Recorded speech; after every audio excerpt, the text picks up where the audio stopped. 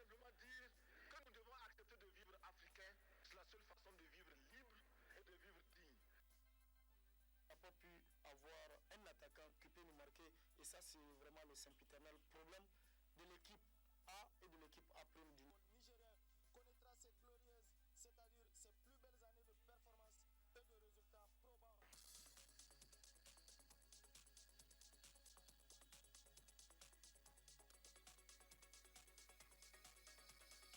Mahamadou, a procédé à la route de Boudel, Tondibia, Tondoukoré.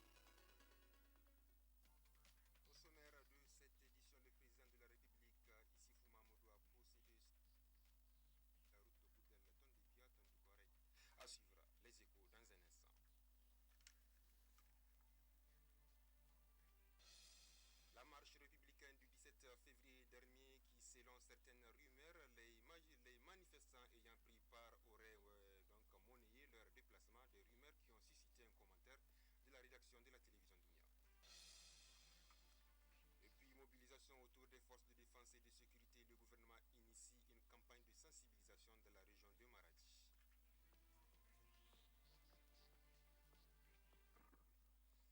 Mesdames et messieurs, bonsoir. Tout d'abord, veuillez donc nous excuser pour ce désagrément que vous aurez dû donc constater pour des désagréments dus donc des raisons techniques. Donc, inauguration ce matin de la route Goudel-Tondibia-Tondoukoré par le président de la République, Issoufou Mahamadou. Les populations de ces différentes zones sont venues massivement pour assister à cette inauguration qui a regroupé des membres du gouvernement, des élus locaux de la région de Niamey et des partenaires du Niger. Le compte rendu avec Youssouf Oumar et Soumela Danti.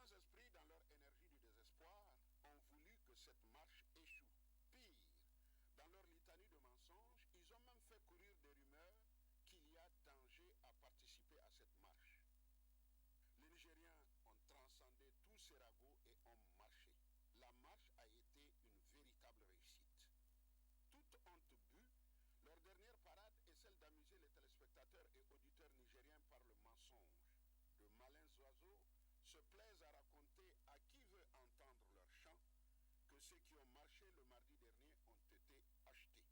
En clair, on leur a donné de l'argent pour qu'ils marchent. Des ministres, des députés, des ambassadeurs, des étudiants, des syndicalistes, de braves femmes, des veillards, la société civile, la jeunesse nigérienne, tous corrompus. Quelle insulte à l'endroit de plus d'1 million de personnes qui ont marché à travers tout le Niger. Les propos de certains Nigériens et de certaines presses tiennent davantage de l'expression décousue, des mensonges tourmentés, voire même de la haine, que d'une pensée cohérente. Nous devons nous départir de cette vision manichéenne qui classe les Nigériens, les bons d'un côté, les mauvais de l'autre. Aujourd'hui, toutes les conditions sont réunies pour que tout citoyen puisse librement s'exprimer sur tous les médias. Mais nous avons aussi des responsabilités. Alors pourquoi vouloir intoxiquer? Il n'y a pas si longtemps, quand vous tenez certains propos, certaines affirmations gratuites, cela valait des ennuis pour les propriétaires des médias. Même ceux qui disent vrai ont payé à leurs dépens. Les Nigériens ne sont pas atteints d'amnésie. Oumarou Lalo Keita, Maman Habou, Moussa Kaka, Abdoulaye Tchemogo se souviennent encore des affres qu'ils ont connues en prison. Certains Nigériens s'étonnent que l'on prenne la paix à un moment où la sécurité des citoyens nigériens est menacée. Manifestement, ces intoxications n'ont d'autre but que de vouloir ternir la philosophie de cette marche dont les échos ont fait le tour du monde. La réussite de cette marche a été historique et elle dérange. Elle dérange parce que les Nigériens ont prouvé leur capacité à raffermir leur unité quand le pays est en danger. Elle dérange parce qu'elle fut la plus grande marche de l'histoire du Niger qui a réuni toutes les forces vives. Elle dérange parce que c'est la première fois qu'un meeting est tenu des heures sans que personne ne déserte les lieux. Seulement, dans ce monde souvent hypocrite, il y a des gens qui sont déterminés à mettre des crocs en jambes. Pire, ils se plaisent parfois à détruire même ce qui est bon pour eux. L'essentiel est que l'autre n'en profite pas. Souvenez-vous de cette anecdote tant répandue. Un ange promettait à un Nigérien de lui offrir tout ce qu'il veut, à condition qu'il accepte que l'on donne le double à son ami. Le Nigérien de répondre, crevez-moi un œil. Son souhait est que l'on crève les deux yeux de son ami. Comme le disent les Anglais, no comment. Au lieu de se livrer à un exercice d'introspection pour une unité nationale en cette période difficile, on attise la division. Ceux qui ont marché le 17 février ne sont pas des corrompus. Ils ont une âme. Ils sont dignes. Ils ne compromettront jamais l'avenir de leur pays, quel qu'en soit le prix. Pour eux, l'unité nationale est sacrée. Or, en cette période, le Niger a plus que jamais besoin d'unité et de cohésion pour faire face à la menace à ses frontières. Mais hélas, certains Nigériens ont une autre vision de la vie. Or, la vie, comme le disait le philosophe Shakespeare, est une scène de théâtre. Chacun vient jouer son rôle et s'en va. Mais faut-il seulement jouer le bon rôle? Car si on se plaît à médire dans ce bas monde, il y a des comptes à rendre dans l'au-delà. Et oui, à bon attendeur, salut. Et relativement à ces rumeurs, le gouverneur de la région de Niamey a, à travers un point de presse qu'il a animé pour remercier la population de Niamey pour la mobilisation, rejette ces informations. Amidou Garba, que je vous invite à suivre.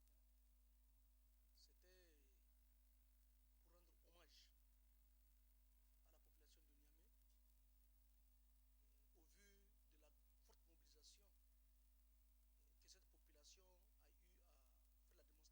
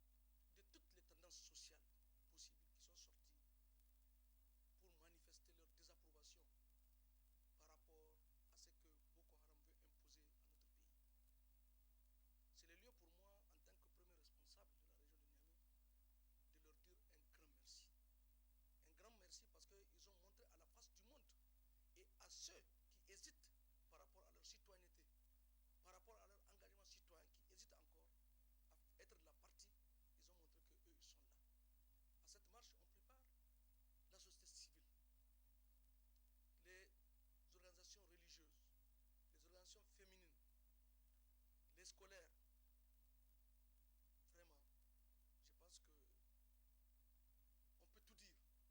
mais les images ne mentent pas. Tout le monde a vu que jamais de mémoire d'homme une telle mobilisation n'a été faite dans notre pays. J'ai entendu comme quoi que pour l'organisation de cette marche, que l'argent a circulé. C'est une insulte à l'endroit de tous ceux-là qui ont accepté de faire cette marche, notamment la société civile, notamment les scolaires. Ce jour-là, il y avait eu au moins 60 000 personnes qui ont pris le départ de la place Toulouse.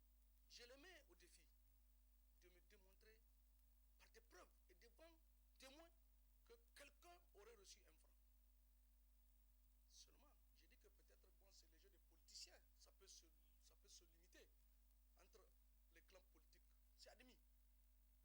Je pense qu'à cette marche, il n'y avait pas que les partis politiques. Et la preuve, c'est que aucun drapeau de parti politique n'a flotté sur.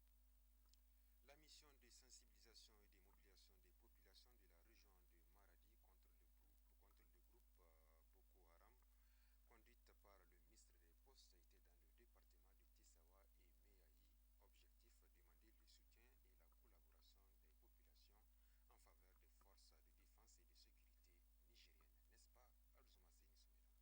Après sa participation à la grande marche républicaine suivie de meetings organisés dans la ville de Maradi, la mission de mobilisation et de sensibilisation des populations de la région de Maradi en faveur de la guerre engagée contre le groupe Boko Haram, conduite par le ministre des Postes, des Télécommunications et de l'Économie numérique, était dans les départements de Meahi et Tessawa.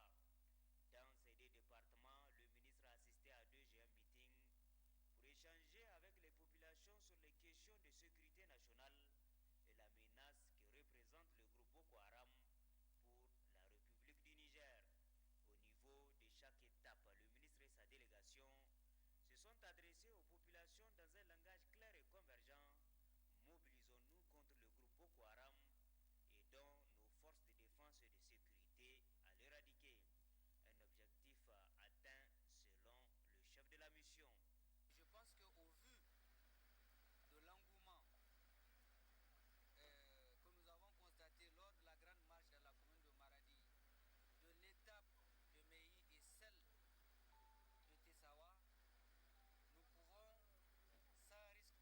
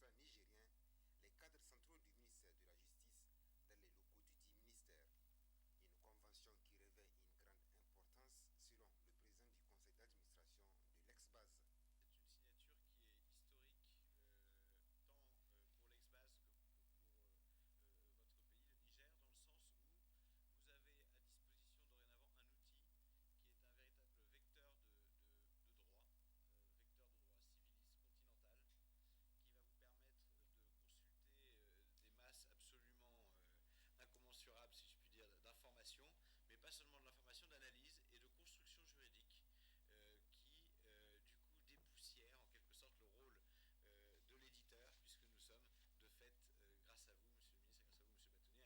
et grâce à vous, Monsieur Bâtonnier, un vecteur de stabilité juridique. Au bâtonnier de l'ordre des avocats du barreau du Niger d'exprimer toute sa gratitude à l'endroit de l'Exbase avant de préciser que ce partenariat permettra d'améliorer la qualité de travail des magistrats nigériens. Vous allez permettre l'accès, grâce à la signature, Monsieur le ministre, aux magistrats.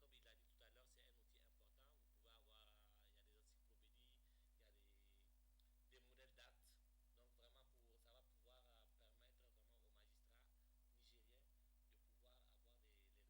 y a des modèles d'actes. Donc vraiment, ça va pouvoir permettre vraiment aux magistrats nigériens de pouvoir avoir les rudiments nécessaires pour rendre de très bonnes décisions. Et je pense que ça va améliorer le service et la qualité de ces décisions. Donc, le ministre de la Justice, dans ses propos, a vivement salué ce partenariat qui vient combler un vide avant de féliciter l'ordre du bâtonnier pour la signature de cette convention. Et aujourd'hui, c'est un privilège et un honneur pour moi de pouvoir mettre à la disposition des magistrats du Niger cet outil de travail important pour la qualité des décisions qui sont rendues, que pour la qualité du travail qui est fait au ministère de la Justice. Et c'est donc un moment important. Chacun des magistrats, chacun des cadres centraux du ministère auront un code personnel d'accès à cette base de données, chacun selon celui qui l'intéresse. Je terminerai par dire les engagements du ministère de la Justice, c'est de constituer, en ce qui le concerne, l'ensemble de la jurisprudence des hautes juridictions de ce pays, la Cour de cassation, le Conseil d'État, n'est-ce pas, et les juridictions d'appel et les tribunaux de grande instance, pour constituer là également, comme les autres partenaires de l'Exbase, une jurisprudence. La signature de cette convention de partenariat devra permettre aux magistrats nigériens d'améliorer la qualité de leurs services. Ouverture ce matin à Niamey d'un atelier de validation des études réalisées dans le cadre du projet MECRU portant sur l'étude de référence pour la consultation sur le projet, sur les objectifs du projet. Le compte rendu de Aïssa Ibrahim, Samira Mambaraba et Sambozam. L'objectif global du projet est de soutenir une croissance économique verte et la réduction de la pauvreté au Burkina Faso, au Bénin et au Niger à travers la gestion intégrée de l'eau dans les zones concernées. Les objectifs spécifiques du projet Partenariat international de l'eau du Niger, PNE Niger, sont la mise en place du cadre de coopération sur l'eau pour la croissance et la planification à long terme dans le bassin transfrontalier du MECRU et l'élaboration d'une stratégie de gestion intégrée des ressources en eau pour la croissance verte dans le bassin de la rivière MECRU. Pour le dispositif mis en place de ce projet, le PNE Niger, c'est-à-dire le partenariat de l'eau Niger, à l'instar des autres PNE du Bénin et du Burkina, a eu la responsabilité de l'exécution de 3 études objets de cet atelier et qui ont été exécutées par des consultants.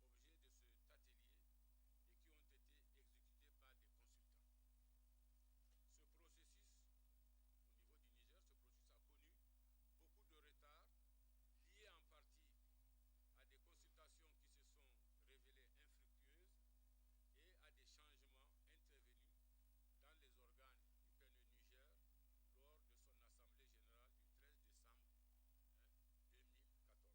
Le projet MECRU ayant pour objectif principal la lutte contre la pauvreté à partir des principes de l'agir au niveau des ressources en eau partagées et financé par l'Union européenne et mis en œuvre par the Global Water Partnership West Africa. Et vous savez bien que l'eau souvent est source de conflits, maintenant même entre nos communautés.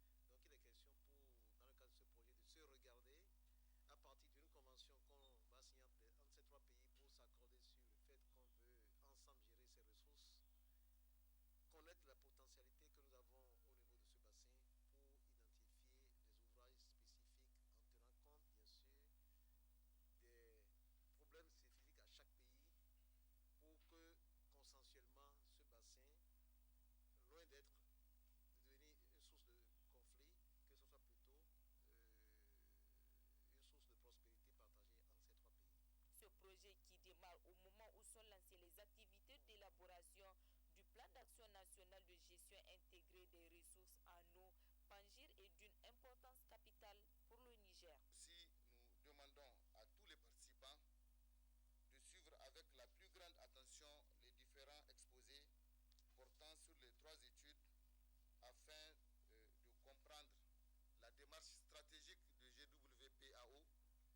la mise en œuvre du dit projet et pour contribuer à l'enrichissement de ces travaux dont les résultats sont d'une grande portée pour nos trois pays, à savoir le Bénin, le Burkina Faso et le Niger.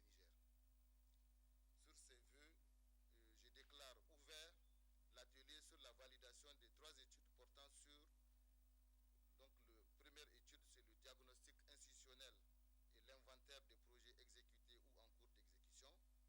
La deuxième étude, c'est l'évaluation des capacités et des besoins de leur renforcement dans le domaine de la gestion des eaux transfrontalières. Et enfin, l'étude de référence pour la consultation sur les objectifs du projet et sur la méthodologie de sa mise en œuvre au Niger. Dans les pays en voie de développement, la promotion de l'agir et de la mise en œuvre a bénéficié de la très forte implication de certains organismes dont le Partenariat mondial de l'eau et de Global Water Partnership West Africa qui investissent depuis plusieurs années la conception et l'élaboration de plusieurs projets et programmes visant la promotion de la gestion durable et lutte contre les disparités dans l'accès à l'eau et la lutte contre la pauvreté dans le monde. Direction Tawa où le ministre de l'Environnement, de la Salubrité et du Développement durable était sur les sites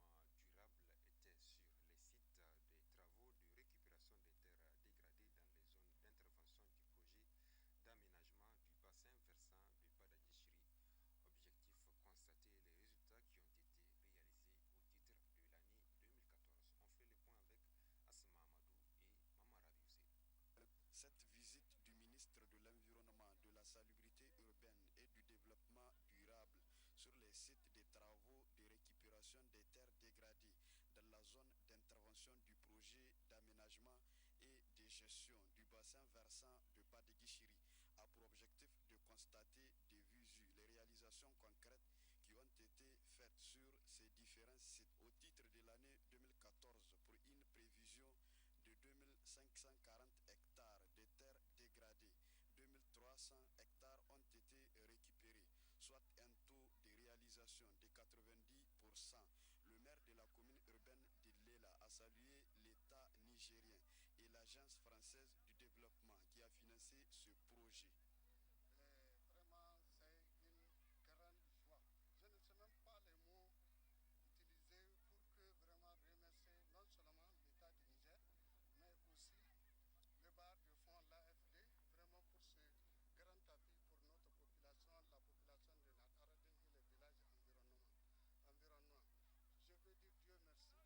Non seulement vous avez vu les deux avantages qu'on tire, la récupération des terres. Ici, c'est un site à vocation pastorale. Donc, après l'ensemencement, il y a de l'aide qui va pousser. Les animaux vont paître et avec les animaux, vous savez ce qui se pousse, des revenus en plus. De l'autre côté, il y a les revenus, l'argent.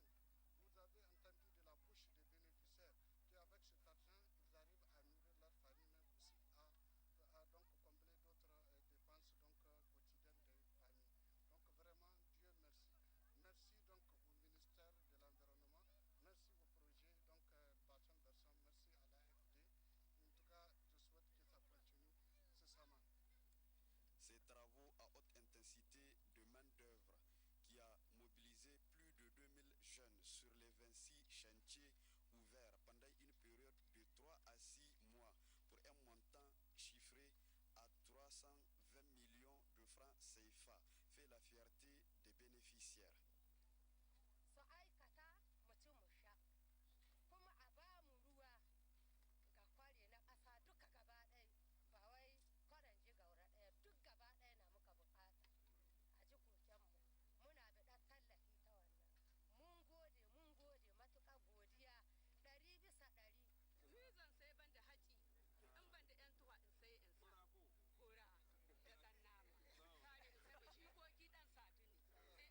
makaranta. Ce projet représente la traduction concrète de la mise en œuvre de l'initiative 3N du président de la République, une initiative qui vise à l'amélioration des conditions de vie des populations nigériennes. Restons toujours à Tawa où les locaux de l'hôtel Tarka servi de cadre pour la tenue de la 4e session du comité de pilotage du projet d'aménagement du bassin versant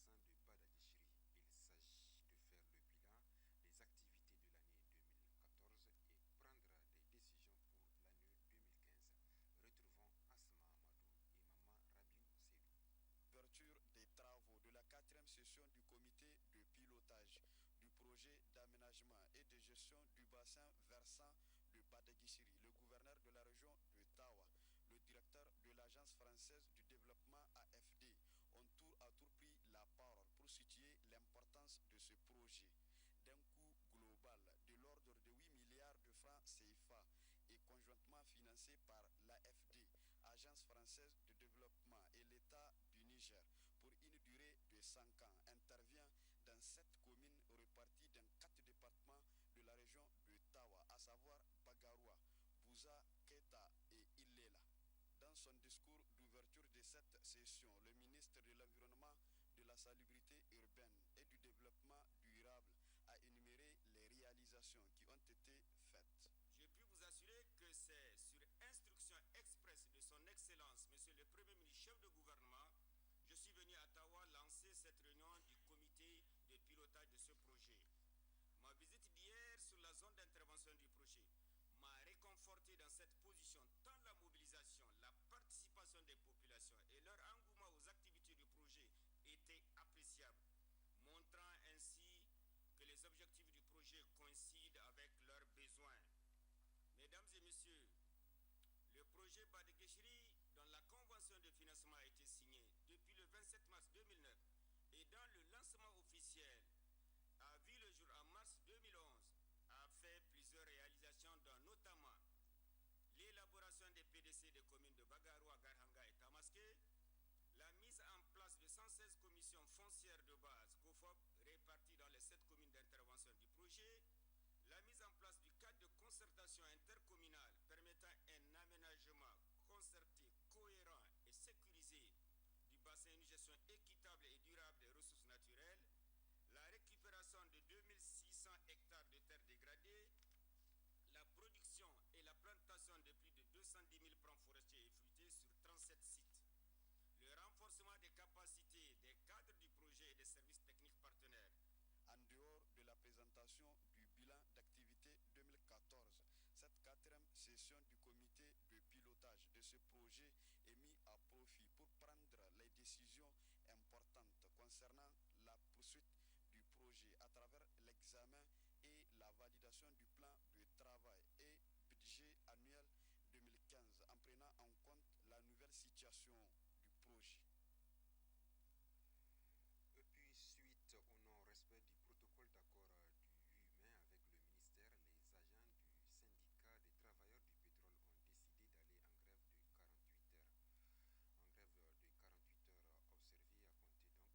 compter donc de ce jeudi 19 février 2015. C'est pourquoi le syndicat demande l'annulation et l'arrêt des licenciements abusifs des camarades.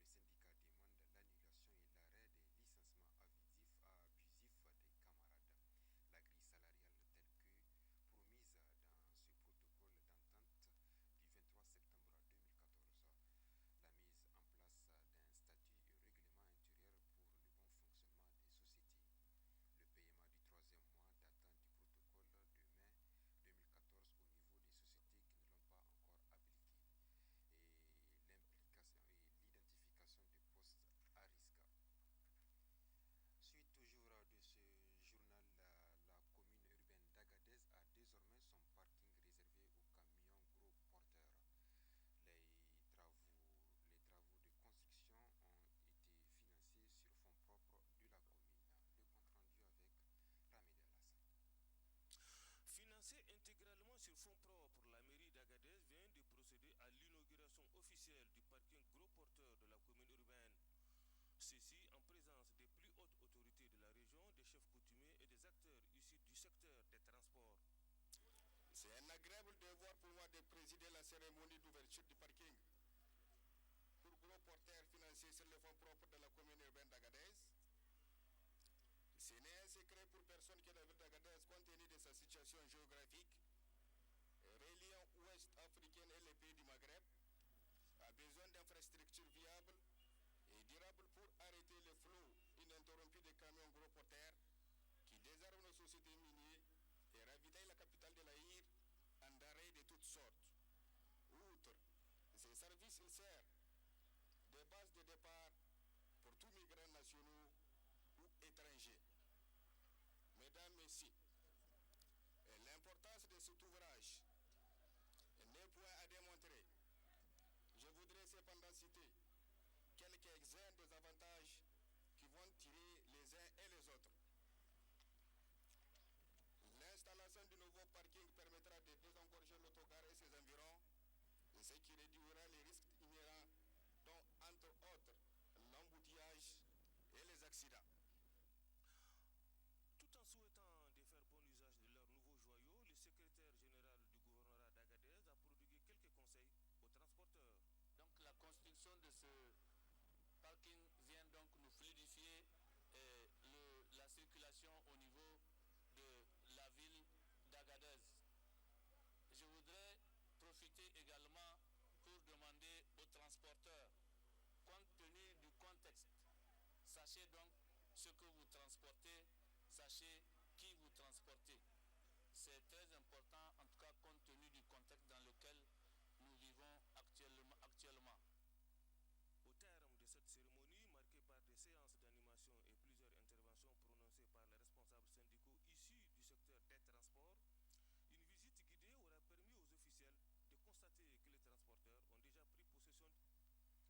Un mot de sport dans ce journal. Vous le savez, le MENA national cadet s'est fait humilier hier lors de sa deuxième sortie dans la Coupe d'Afrique des Nations de leur catégorie qui se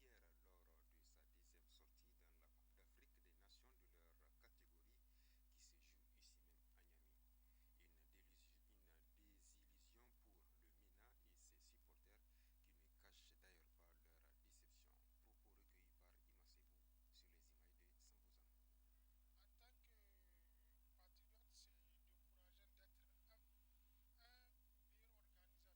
En tant que patriote, c'est décourageant d'être un meilleur organisateur éliminé dès les premiers tours. C'est décourageant et malgré tous les efforts que l'État a fait et la FENU Foot, on a toujours les non-patriotes qui sont parmi nous, qui ne veulent pas le bien du couleur nationale.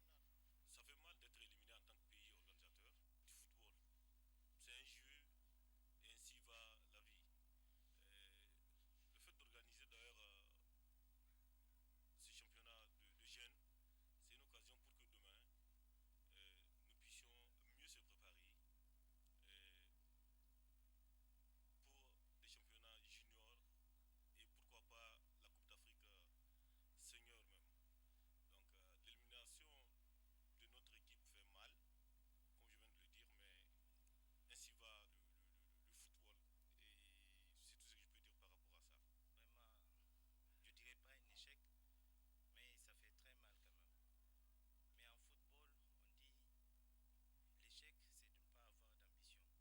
Aujourd'hui, on a perdu, demain on va gagner. C'est des jeunes. Moi qui suis là devant vous, je suis technicien, ancien pratiquant. Moi, j'ai découvert beaucoup de jeunes qu'à l'avenir, je sais qu'ils pourront apporter beaucoup pour notre football. Je résume ça en plusieurs facteurs. Parce que d'abord, le Niger est venu apprendre au niveau de nos jeunes cadets. Et puis aussi, il y a le facteur préparation. Parce que si les jeunes Nigériens n'ont pas de compétition. C'est des jeunes joueurs qui peut-être à l'avenir vraiment peuvent nous réserver beaucoup de surprises. Sinon, vraiment, c'est vrai, le Niger est éliminé, notre élimination est précoce. Moi, je ne dirais pas précoce parce que c'est le niveau de nos joueurs. Je pense qu'on est venu apprendre un beau jour, ils vont nous faire beaucoup de choses. Parce que le Niger fait partie des équipes qui a des jeunes joueurs au niveau de la compétition. Je pense que vraiment, moi, je suis fier d'être Nigérien et je suis content aussi de nos joueurs. Parce que c'est des jeunes joueurs. Non, la pollution, oui, à la protection de l'environnement, c'est l'intitulé du film documentaire réalisé par l'étudiant Abdelaziz Amani Yakouba de l'université Abdou Moumouni de Niamey. Qu'est-ce qui a donc motivé la réalisation de ce film documentaire? La réponse avec le réalisateur, il est au micro de Masebou. Non, le film documentaire Non à la pollution, oui à la protection de l'environnement est une initiative qui nous permet de lutter contre le changement climatique parce que ce phénomène prend de plus en plus d'ampleur tant au niveau national qu'international. Donc c'est dans cette logique qu'on a jugé utile de se collaborer avec les enseignants, les étudiants, les PAT d'une façon d'amener le savoir au service de la nation. Donc c'est pour cela qu'on a réalisé ce film documentaire qui parle de l'astronomie, de physique atmosphérique, de la